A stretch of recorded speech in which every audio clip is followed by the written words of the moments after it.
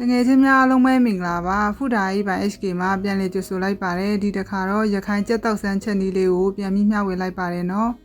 ဗီဒီယိုလေးကိုအဆုံးထိလိုက်ပြီးတော့ကြည့်ရှုပေးပါအောင်အရင်ဦးဆုံးကြက်သားကိုမလိုအပ်တဲ့အစီလေးတွေဖယ်ပြီးတော့ရှာလကာရေးလေးနဲ့တေချာဆေးရတာပါပြီးရင်စားအချိုမုံထည့်မယ်စနွင်းထည့်ပြီးတော့အရသာလေးတေချာနှက်ထားလိုက်ပါမယ်ကြက်တောက်ဆန်းချက်တဲ့အခါကျလို့ရှိရင်ဒီလိုမျိုးအယိုးပါတဲ့အသားကိုသုံးတာပိုကောင်းပါတယ်နော်ပြီးရင်မြစ်ပြုတ်ပြီးသားဝယ်ထားတယ်ကြက်တော်နီမြုပ်သီးစိမ်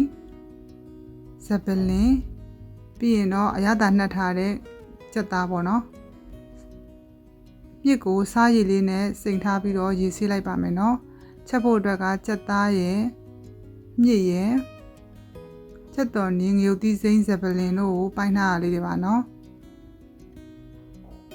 စားအချိုမုံငပိထည့်မယ်ဆနွေးမှာထည့်ပါအောင်မယ်နော်ပြီးရင်စီထည့်ပါမယ်ရေထည့်ပါမယ်နော်တောက်ဆန်းဖြစ်တဲ့အတွက်ကြောင့်ရေများများလေးထည့်ပြီးတော့ချက်ထားလိုက်ပါမယ်နော်ဒီလိုမျိုးပွက်ပွက်ဆူလာပြီဆိုလို့ရှိရင်တော့အရသာလေးမြည်ကြည့်ပါစားနည်းနည်းလိုထပ်ထည့်လိုက်ပါတယ်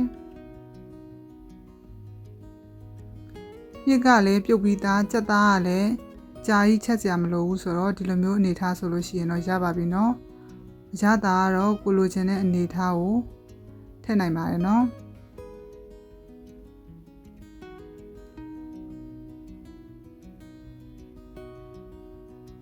စားခါနီးကြမှာတံမြာသီးညှစ်ပြီးတော့စားပါမယ်